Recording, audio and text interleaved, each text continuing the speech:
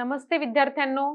तर आज आपण मुलांनो इयत्ता 5वीचं बालभारती भाग 3 मधील गणित या विषयाचा अभ्यास करणार आहोत आणि गणितातील आपण कोणतं प्रकरण बघणार आहोत मुलांनो आज? तर आपण गणितातील 9वे जे प्रकरण आहे दशांश अपूर्णांक हे बघणार आहोत आपण मुलांनो. तर इथे बघा सव्वा, आता बघा आपण कोणतं कोणतं बघितलं मुलांनो? अर्धा बघितला, पाव बघितला, पाऊण बघितला. आता आपल्याला सव्वा पाहायचा. सव्वा म्हणजे 1 अधिक अर्धा.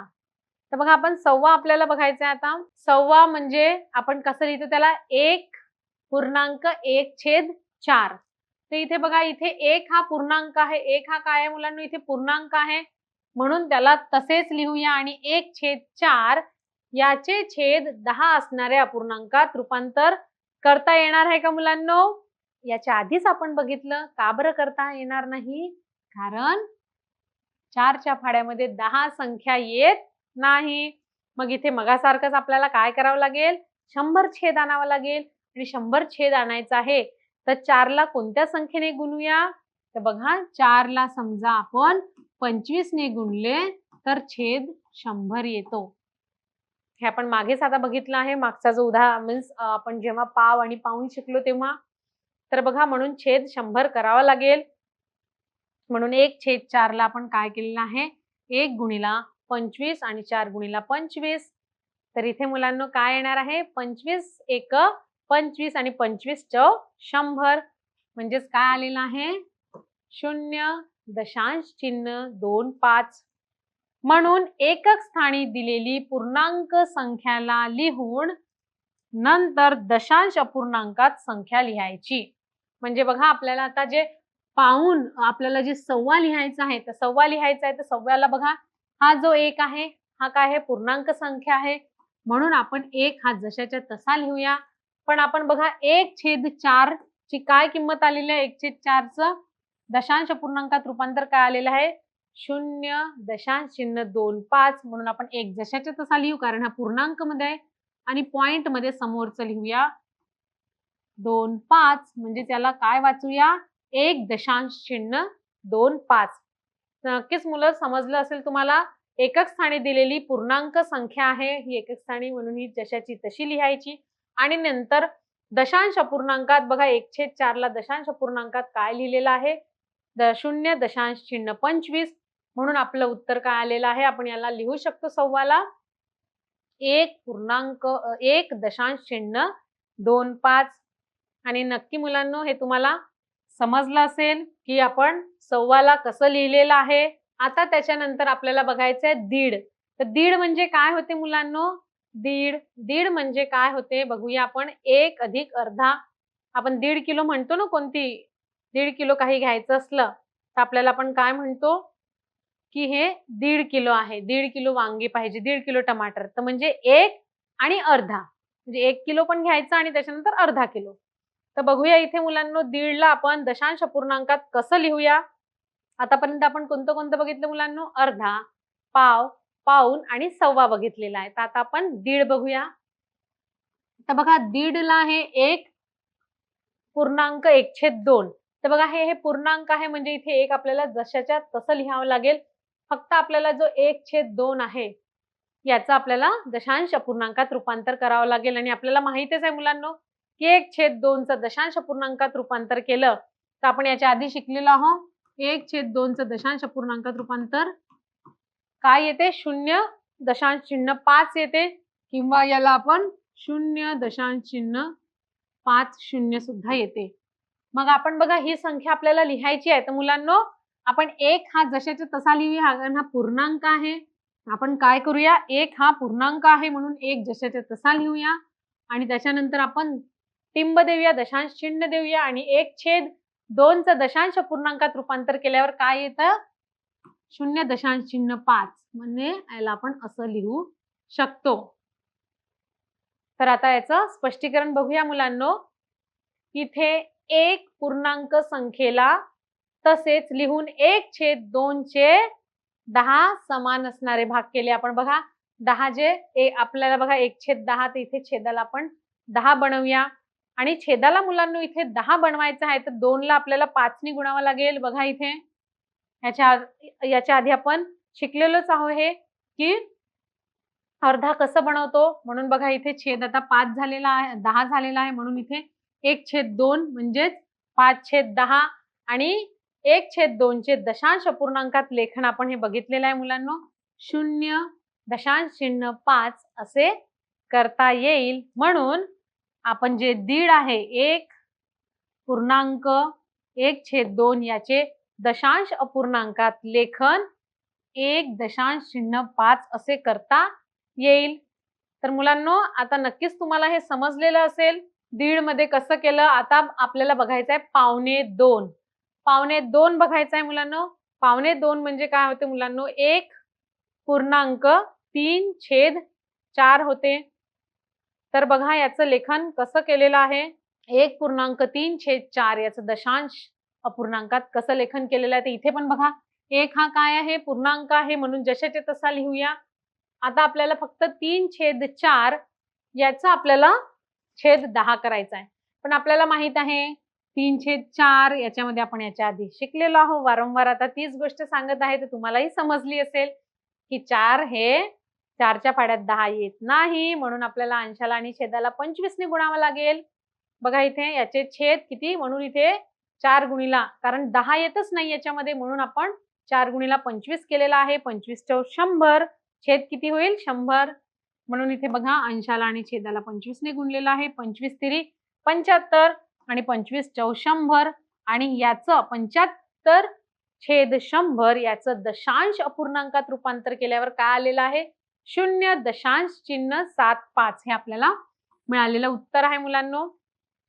तर बघा म्हणून आपण याला कसं लिहू शकतो 1.3/4 याचे दशांश अपूर्णांकात लेखन करताना 1 हा जशाच्या तसा लिहायचा. दशांश चिन्ह लिहून ही संख्या समोर लिहायची.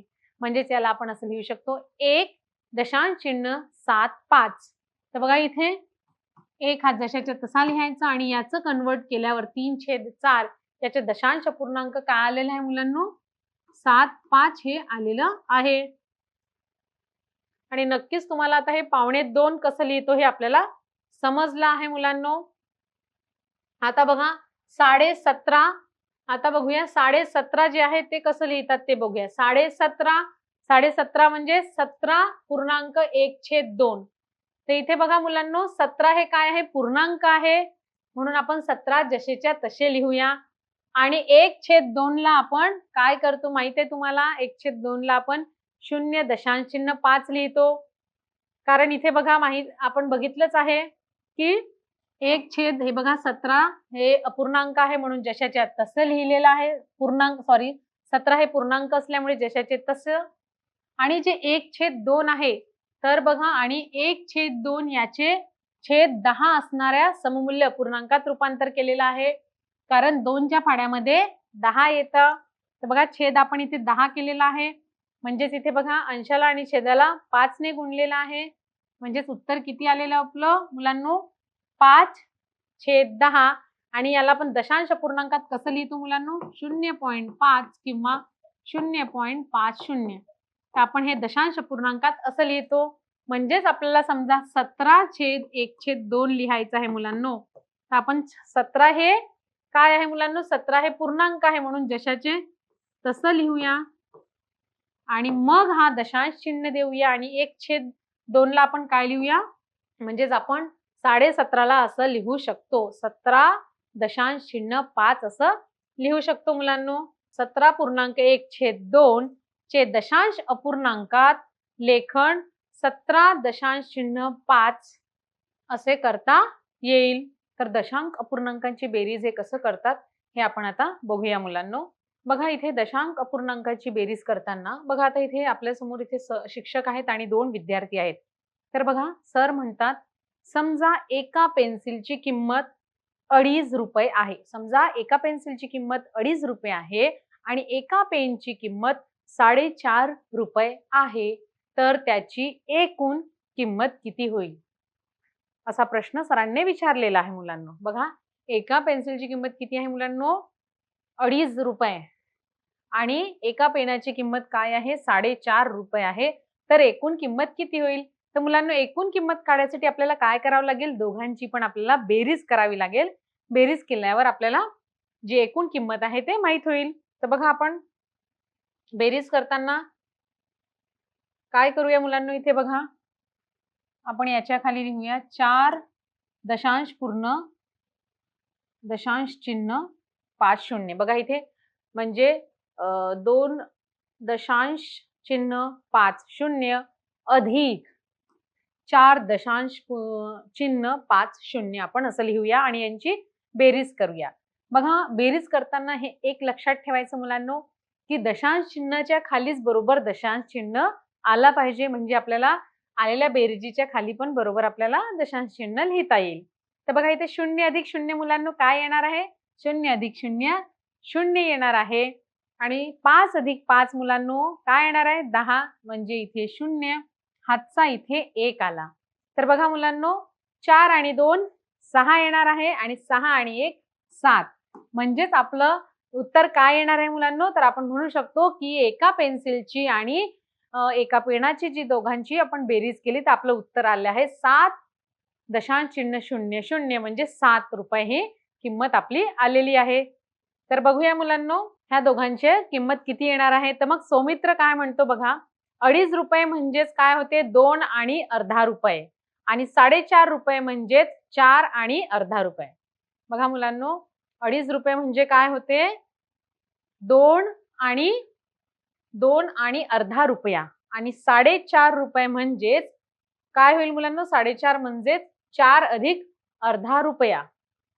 बघा आता यांची आता बेरीज करूया मुलांनो. तर बेरीज करताना बघा 2 अधिक 2 अधिक 2 म्हणजे बघा इथे हे 2 रुपये अधिक 2 रुपये अधिक 2 रुपये करूया तर हे किती येईल मुलांनो 6 रुपये येईल.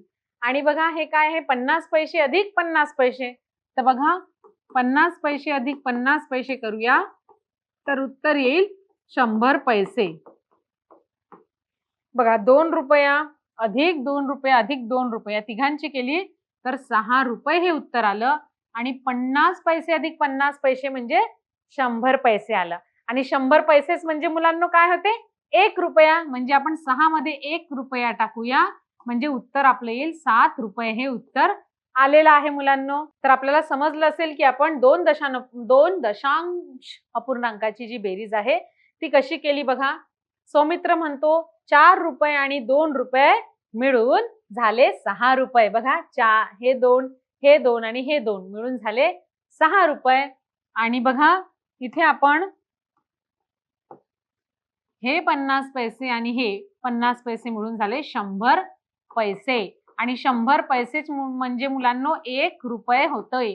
म्हणून 6 रुपये अधिक 1 रुपया बरोबर 6 अधिक 1 7 रुपये होणार आहे. तर बघा इथे आणि 2 बघा इथे 4 अधिक 2 मिळून 6 रुपये झाले आणि 2 अर्धे रुपये मिळून 100 पैसे. बघा म्हणून इथे 6 रुपये अधिक 1 रुपया केला तर सौमित्र म्हणतो म्हणून दोन्ही वस्तूंचे एकूण 6 म्हणजे 6 अधिक 1 म्हणजे 7 रुपये हे उत्तर आलेलं आहे. तर अशा प्रकारे मग सर काय म्हणतात बरोबर आता हीच बेरीज दशांश पद्धतीने कशी केली जाते. बघा ही आपण साधी बेरीज केली मुलांनो. साधी बेरीज कसं केलं आपण आपल्याला म्हटलं होतं हे बघा हे 2 म्हणजे हे 2.5 रुपये होते आणि हे 4.5 रुपये होते. तर इथे हे 2 अधिक हे 2 अधिक हे 2 यांची बेरीज 6 रुपये आली. आणि हे 50 पैसे अधिक 50 पैसे म्हणजे 100 पैसे. आणि 100 पैसे म्हणजे मुलांनो शाबाश म्हणजे काय होईल मुलांनो 1 रुपये. आणि ह्या दोघांची बेरीज केली कारण आपल्याला काय काढायचं होतं टोटल कॉस्ट काढायची आहे पेन्सिल एका पेन्सिलची आणि एका पेनाची किंमत. तर आपलं 7 रुपये आलं. ही आता एक नॉर्मल आपली बेरीज झाली. पण आपल्याला आता हीच बेरीज दशांश पद्धतीने करायची आहे. दशांश म्हणजे डेसिमल पद्धतीत कशी केली आहे आता आपण ते बघूया मुलांनो. सर म्हणतात हे पहा शतांश स्थानच्या शून्याची बेरीज 0 आली. बघा शतांश स्थानांच्या म्हणजे शतांश स्थानी किती होतं 50 पैसे आणि 50 पैसे. तर बघा मुलांनो इथे त्याला आपण 5/10 अधिक 5/10 केलं तर काय येईल मुलांनो 5 अधिक 5 10 10/10 म्हणजेच 1 आलेला आहे. आणि बघा इथे म्हणजेच 0.5 म्हणजेच 0.5 अधिक 0.5 म्हणजेच बघा काय आलेला आहे 1 आलेला आहे. म्हणजेच हे पहा शतांश स्थानच्या शतांश स्थानच्या शून्याची बेरीज किती आली आहे? बेरीज 0 आलेली आहे. 0.5 अधिक 0.5 म्हणजेच बघा याला आपण 5/10 अधिक 5/10 म्हणजे 5 अधिक 5 10 म्हणजे 10/10 बरोबर 1/1 म्हणजे 1 आलेलं आहे. आता बघा आपल्याला ही जी किंमत दिलेली आहे याची आपण आता बेरीज करूया. तर बघा इथे बेरीज कशी येईल मुलांनो? इथे काय केलंय? 0 अधिक 0 0 येणार आहे. 5 अधिक 5 मुलांनो काय येणार आहे? 10 येणार आहे. मग 10चा 0 हातचा आला 1. तर 4 आणि 2 6 आणि 6 मध्ये हा 1 मिळवला तर 7 म्हणजेच याचं उत्तर येणार आहे 7 रुपये. तर पहिले काय केलं मुलांनो? बघा 2.50 अधिक 4.50 यांची बेरीज आपण केली तर बघा 0 अधिक 0 काय येईल मुलांनो? 0. 5 अधिक 5 0 म्हणजे 5 अधिक 5 10. तर हा 0 आणि इथे हातचा 1 आहे मुलांनो. तर आता याची पहिले बेरीज करू. 4 आणि 2 6 आणि 6 मध्ये हा हातचा 1 मिळवला तर 7 उत्तर येणार आहे मुलांनो. म्हणजे 7 रुपये हे उत्तर येणार आहे. हा हातचा 1 हा जो हातचा 1 घेतलेला आहे हा हातचा 1 म्हणून एकक स्थानात नेला. हा एकक स्थानात नेला आणि बेरजेत दशांश स्थानी काही नाही आहे म्हणून त्या स्थानी आपण काय लिहिलं? 0 लिहिलेलं आहे. बघा म्हणून आपण दशांश स्थानी 0 लिहिलेलं आहे. आणि मग एकक स्थानकातील 2 अधिक 4 बरोबर 6 अधिक हातचा 1 म्हणून 4 मध्ये हातचा 1 मिळवला तर इथे 7 आलेला आहे म्हणून 2.50 रुपये अधिक 4.50 रुपये यांची बेरीज केली असता उत्तर आपल्याला काय आलेलं आहे मुलांनो? 7 रुपये आलेला आहे मुलांनो. आणि तुम्हाला ही समजलंच असेल की दशांश अपूर्णांकाची बेरीज इथे कशी केलेली आहे. आता पूर्णांक संख्या लेखनासाठी आपण दशमान पद्धत वापरतो. तीच पद्धत विस्तारून दशांश अपूर्णांक लिहितो. आपण काय करतो मुलांनो? पूर्णांक संख्या लेखनासाठी आपण दशमान जी पद्धत आहे तीच वापरतो आणि तीच पद्धत विस्तारून दशांश अपूर्णांक आपण लिहितो. आणि त्याच पद्धतीला विस्तारून आपण काय करतो मुलांनो? दशांश अपूर्णांक लिहितो. म्हणून आपण पूर्णांकाची बेरीज जशी करतो अगदी तशीच दशांश अपूर्णांकाची पण बेरीज करता येतो. याच्यात काही फरक नाही, फक्त दशांश चिन्ह बरोबर जागेवर द्यायचा. जसं आता बघा मुलांनो उदाहरण आपण बघूया. 3.7 अधिक 12.2 आहे. तर बघा मुलांनो लक्षात आपल्याला फक्त एवढं ठेवायचं आहे की आपण जसं ही बेरीज करत आहोत तर आपल्याला काय दिले आहे? 3.7 अधिक 12.2. तर बघा यांची आपण बेरीज करूया. तर बेरीज करताना बघा दशांश चिन्हाच्या खाली बरोबर दशांश चिन्ह द्यायचं म्हणजे आपल्याला आलेल्या उत्तरातही दशांश चिन्ह बरोबर देता येईल. 7 अधिक 2 9 येणार आहे. त्याच्यानंतर दशांश चिन्ह हा जशाच्या तसा द्यायचा. 3 अधिक 2 काय येईल मुलांनो? 5 येईल. आणि इथे बघा काही नाही आहे एकक स्थानी. इथे बघा दशक स्थानी काही नसल्यामुळे इथे 0 आहे. 0 अधिक 1 1 म्हणजेच आपलं उत्तर काय आलेलं आहे मुलांनो? 15.9 हे आपलं उत्तर आलेलं आहे. म्हणजे ह्या दोन संख्यांची बेरीज केल्यावर आपलं उत्तर आलं होतं ते बरोबर आलेलं आहे. आता बघा मुलांनो याची आपल्याला बेरीज करायची आहे. काय आहे? 6.8 6.8 अधिक 5.5. तर यांची बेरीज आपण मुलांना आता करूया. तर बघा बरोबर दशांश चिन्हाच्या खाली दशांश चिन्ह लिहायचं. मग सांगा 8 आणि 5 किती येणार आहे मुलांनो? जशी आपण साधी बेरीज करतो ती तशीच बेरीज करायची असते. याच्यात काही वेगळी क्रिया नसते. तर काय लक्षात ठेवायचं की जेव्हाही आपण दशांश पूर्णांकाची बेरीज करतो तर दशांश चिन्ह हा बरोबर द्यायचा असतो. बघा आता 8 आणि 5 काय येणार आहे मुलांनो? 8 9 10 11 12 आणि 13. तर 13चे आपण इथे 3 लिहूया. हातचा 1 इथे देऊया. म्हणजे बघा 13 आलं होतं तर एकक स्थानचे 3 आपण इथे लिहिलेले आहे आणि दशक स्थानी 1 आलेले तो आपण इथे वर लिहिलेला आहे. मग हा जो दशांश चिन्ह आहे तो पुन्हा इथे द्यायचा टिंब. आणि 6 आणि 5 करायचं मुलांनो तर 6 अधिक 5 11 आणि 11 मध्ये 1 टाकलं तर 12. म्हणजे बघा ह्या दोन दशांश अपूर्णांकाची बेरीज केली तर आपल्याला उत्तर काय मिळालं आहे? 12.3 हे आपल्याला मिळालेलं उत्तर आहे मुलांनो. बघूया 12.3 हे आपल्याला मिळालेलं उत्तर आहे. आता अजून एक उदाहरण बघूया मुलांनो. आता याची बेरीज करायची आहे आपल्याला. 16.9 अधिक 7.5 दिलेला आहे. तर बघा यांची बेरीज करूया मुलांनो. इथे 9 अधिक 5 किती होणार आहे मुलांनो? 9, 10, 11, 12, 13, 14. 9 अधिक 5 14 ची आपण इथे 4 लिहूया. हातचा 1 वर देऊया मुलांनो. बघा इथे आता 6 अधिक 7 किती होणार आहे? इथे याच्या खाली काहीच नाहीये म्हणजे 0 आहे. 6 अधिक 7 किती होईल? तर बघा 6 अधिक 7 13 होणार आहे. 13 मध्ये आपण 1 टाकला तर 14 होणार आहे. 14 चे 4, हातचा इथे 1 देऊया आणि 1 अधिक 1 2 येणार आहे. म्हणजे आपल्याला जे मिळालेलं उत्तर आहे मुलांनो ते काय राहणार आहे? उत्तर जे मिळालेलं आहे ते आपलं उत्तर राहणार आहे 24.4 हे उत्तर राहणार आहे. बघूया मुलांनो आपण. बघा आपलं जे उत्तर आहे ते बरोबर आलेलं आहे. फक्त आपण जे लिहितो ना मुलांनो, लिहिताना ते आपल्याला काय करायचं आहे? बरोबर ठिकाणी असायला हवं. जसं बघा याची मांडणी आपण व्यवस्थित करायची. लक्षात काय ठेवायचं? जेव्हा आपण दशांश अपूर्णांकाची बेरीज करतो तर ज्याही संख्या आपल्याला दिलेली आहे त्याची मांडणी योग्यरीत्या करायची. जसं बघा याला 16.9 आणि इथे 7.5. बघा मांडणी बरोबर करायचं, एकाखाली एक, आणि याची आपल्याला बेरीज करायची. अशा प्रकारे आपण सोडवायचं मुलांनो.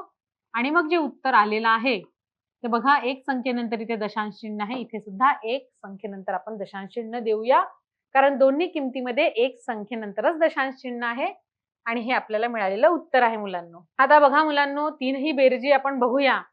आणि बघा इथे सौमित्र काय म्हणतो? पहिल्या बेरजेत हातचा आलेला नाही. इथे हातचं काही आलेलं आहे का? नाही. आणि दुसऱ्या व तिसऱ्या बेरजेत हातचे आलेले आहेत. इथे बघा इथे हातचा आला होता, इथे हातचे आलेले होते. आणि पहिल्या बेरजेमध्ये काहीच हातचं आलेलं नाही, कारण इथे बघा 8 आणि 5 केलं तर आपण 13 झालं होतं, म्हणून इथे हातचा 1 आला होता. इथे पण बघा 9 आणि 5 काय केलं होतं? 14, म्हणून इथे सुद्धा 4 लिहिले आणि इथे हातचा 1 आला होता. तर पहिल्या बेरजेमध्ये हातचा काहीच आलेला नाही. दुसऱ्या क्रमांकाच्या आणि तिसऱ्या क्रमांकाच्या बेरीज जेव्हा आपण केली मुलांना तेव्हा हातचा 1 आला होता. रेखा काय म्हणते की पूर्णांकाची बेरीज करताना आपण एकक आधी मिळवतो. एककामध्ये आधी एकक मिळवतो, बरोबर आहे. कधी आपण नॉर्मलही बेरीज केली, साधी बेरीजही करतो, तर आपण एककापासूनच सुरुवात करतो. एकक, दशक, शतक अशी करतो. तर बघा बेरीज करताना आपण एककात एकक आधी मिळवते, तसंच इथे आधी दशांशात दशांश मिळवले आहे. बघा इथे पॉइंटच्या नंतर दशांशात दशांश मिळवलेले आहे. इथे सुद्धा दशांशात दशांश मिळवलेले आहे. इथे पण दशांशात दशांश मिळवलेले आहे. ही एक महत्वाची बाब आहे मुलांनो, की आपण एककात एकक मिळवायच्या आधी इथे दशांशात दशांश मिळवलेले आहे आणि त्याच्यानंतर आपण बेरीज केलेली आहे. तर बघा दुसऱ्या उदाहरणात बघा दशांश स्थानच्या अंकाची जी बेरीज आहे ती 13 आली होती.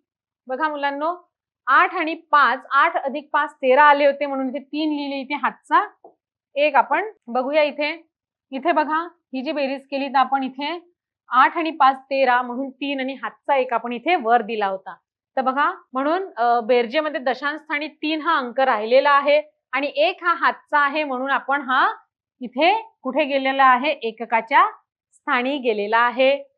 आणि म्हणून बेरीज जी आहे 6 अधिक 5 बरोबर 11 आली आहे. 11 मध्ये हा 1 मिळवला म्हणून ती बेरीज 12 आलेली आहे. समजलं मुलांनो कशी आपण ही बेरीज केलेली आहे? इथे दुसऱ्या उदाहरणामध्ये आपण बघितलेलं आहे की दशांश स्थानी 8 अधिक 5 13 आलेले आहेत, म्हणून 13 हा दशांश स्थान म्हणजे 10 दशांश अधिक 3 दशांश म्हणजेच 1 युनिट 1 एकक होणार आहे मुलांनो आणि 3 दशांश होणार आहे. म्हणून आपण इथे काय केलेलं आहे? म्हणून आपण इथे 3 लिहिलेला आहे आणि जो 1 आहे तो एकक स्थानी मिळवलेला आहे. म्हणून बघा म्हणून बेरजेमध्ये दशांश स्थानी आपण 3 लिहिलेला आहे आणि म्हणून 3 राहिलेला आहे आणि 1 हा एकक हातचा, म्हणून एककाच्या स्थानी इथे आपण मिळवलेला आहे. म्हणून 6 अधिक 5 11 आणि 11 मध्ये 1 टाकलं तर 12 हे उत्तर आपलं आलेलं आहे मुलांनो. तर अशा प्रकारे ही दुसऱ्या क्रमांकाची बेरीज झाली. आता बघा मुलांनो तिसऱ्या क्रमांकाच्या बेरीजमध्ये आपण काय केलेलं आहे? तिसऱ्या क्रमांकाच्या बेरीजमध्ये बघा अगदी बरोबर पूर्णांकाची बेरीज करताना दिलेल्या संख्यातील अंक जसे आपण त्याच स्थानी लक्षात घेऊन एकाखाली एक लिहितो. बरोबर आहे मुलांनो, हे एकाखाली एक लिहायचं असते बरोबर. म्हणून मग आपली बेरीज बरोबर येते. म्हणजे पूर्णांकाची बेरीज करताना दिलेल्या संख्यातील अंक जसे आपण त्याच्या स्थान लक्षात घेऊन एकाखाली एक लिहिणं आवश्यक आहे मुलांनो. म्हणजे आपली बेरीज बरोबर येते. जसं हे जे आपण लिहिलेलं आहे ते इथे बघा मुलांनो, याला लिहिताना 16.9 आणि इथे 7.5 असं बरोबर एकाखाली एक लिहायचं. म्हणजे आपली बेरीज जी आहे दशांश चिन्हांची, दशांश पूर्णांकाची अपूर्णांकाची जी बेरीज आहे ती बरोबर येईल. तर बघा सर म्हणतात तसेच ते इथेही लिहायचे आहेत आणि संख्या लिहिताना आणि त्याच्या बेरजेतही दशांश चिन्ह जे बरोबर आहे ते एकाखाली एक आलं पाहिजे. हेही मुलांनो बरोबर लक्षात ठेवायचं आहे आपल्याला. इथे आपण हे लिहिलेलं आहे, इथे आपण 16.9 7.5 आणि नंतर याची बेरीज करूया. बेरीज करताना काय केलं आपण, एककच्या आधी आपण दशांश चिन्हांची बेरीज केलेली आहे. 9 आणि 5 किती होते, 14, म्हणून इथे 4 दिलेले आहे. हातचा इथे 1 घेतलेला आहे. दशांश चिन्हाच्या खाली दशांश चिन्ह दिलेलं आहे. म्हणजे हे जे चिन्ह बरोबर त्याच्या खाली लिहायचे आणि अंक सुद्धा बरोबर एका खाली एक लिहायचे. 6 आणि 7 किती होईल मुलांनो, 6 आणि 7 13 होईल. 13 मध्ये 1 टाकलं तर 14, 14 चे 4, हातचा इथे 1, 1 अधिक 1 2. म्हणून आपलं उत्तर हे 24.4 आलेलं आहे. म्हणजे आपल्याला लक्षात ठेवायचं आहे की संख्या लिहिताना एकाखाली एक लिहायची आणि त्याच्या बेरजेतही दशांश चिन्ह एकाखाली एक आलं पाहिजे. हे आपल्याला मुलांनो लक्षात ठेवायचं आहे. तर बघा आता मुलांनो आपण खालील आता काही बेरजा आपण बघणार आहोत. खालील बेरजा आता आपण अभ्यासू. आपल्याला दिलेली ही संख्या आहे, याला आपल्याला ऍड करायचं आहे मुलांनो, बेरीज करायची आहे. तर आपण बेरीज कशी करूया बघा. 7 काय दिलेलं आहे, 7.09 अधिक 54.93. तर बघा आपण 7.09 लिहिलेला आहे आणि दुसरी संख्या दिलेली आहे 54.93. बघा मुलांनो, दशांश चिन्हांच्या खाली बरोबर दशांश चिन्ह लिहायचं. तुम्ही मांडणी व्यवस्थित केली तर तुमचे जे उदाहरण आपण जे सोडवतो त्याच्या उत्तरामध्ये बरोबर दशांश चिन्ह बरोबर येणार आहे. बघा आता 9 आणि 3 करूया मुलांनो. आपण बघा 7.09 याच्या खाली बरोबर 54.93 असं लिहिलेलं आहे की दशांश चिन्हाच्या खाली बरोबर दशांश चिन्ह आलेलं आहे, तुम्हाला दिसत आहे. आता सांगा मुलांनो, 9 अधिक 3 9, 10, 11, 12. Very good. 12 चे काय लिहू, इथे 2 लिहू आणि हातचा 1 इथे देऊ. मग त्याच्यानंतर बघा 9 आणि 1 किती होईल मुलांनो, 10. 10 चा इथे 0, हातचा 1, पण दशांश चिन्हाच्या खाली इथे दशांश चिन्ह द्यायचं आहे. आता आपण एकक स्थानकापासून बेरीज चालू करूया. 7 आणि 4 किती होईल मुलांनो, 7 आणि 4 किती होईल, 7 11. 11 मध्ये 1 टाकले तर 12. हातचा जो 1 आहे तो टाकायचा, म्हणजे 12 चे आपण इथे 2 लिहूया आणि हातचा 1 इथे देऊया मुलांनो. 5 अधिक 1 किती होईल, 6. म्हणजे आपल्याला मिळालेलं उत्तर आहे 62.02. ही ह्या दोन संख्येची समजा बेरीज केली तर उत्तर मिळालेलं आहे 62.02. हे आपलं उत्तर आहे. यांच्या पद्धतीने आता बघूया आपण सोडवलेलं आहे. बॉक्स करायचा मुलांनो आणि बॉक्स मध्ये बघा आधी शतांश स्थानच्या अंकाची बेरीज केली जाते, हे तर माहित आहे. शतांश झाल्यानंतर मग आपण एकक स्थानची बेरीज करतो, हे आपण अभ्यासलं आहोत मुलांनो. मग आता बघा इथे 9 अधिक 3 किती होते मुलांनो, 12 होते. तर 12 आलेत. आपण इथे एका बॉक्स मध्ये 12 लिहू शकतो का, नाही, आपल्याला माहित आहे. इथे आपण काय करूया, 2 लिहूया आणि हातचा इथे 1 देऊया. बघा शतांश स्थानच्या 12 मधील 1 दशांश स्थानी नेला आणि 2 जो आहे बघा 2 इथे लिहायचा आणि 1 हा इथे शतांश 2 आपण जे आहे ते शतांश स्थानी लिहिलेला आहे. त्याच्यानंतर 1 हा हातचा दिलेला आहे. मग बघा दशांश स्थानचे पहिले 9 इथे बघा 9 आहे आणि इथे तर शून्यच आहे आणि हातचा 1 मिळून आपल्याला 10 दशांश स्थान उत्तर आलेलं आहे. म्हणून इथे बघा इथे सुद्धा 0 लिहूया आणि एकका ठिकाणी बघा 10 दशांश म्हणजे किती होईल, 1 एकक होणार आहे. कारण इथे 0 लिहूया आणि हा जो 1 आहे हा आपण एकक स्थानी हातचा देऊया. बघा तो एकक स्थानी हातचा म्हणून नेला. बघा इथे हातचा नेलेला आहे.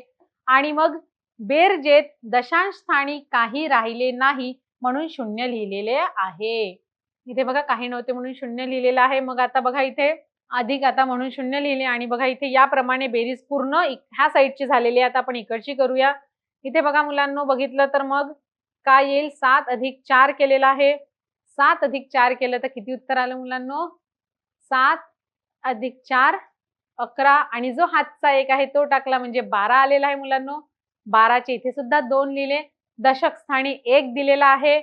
5 अधिक 1 6 म्हणजे बेरजेत दशांश स्थानी काही राहिले नाही म्हणून शून्य लिहिले आणि याप्रमाणे आपली बेरीज पूर्ण झाली.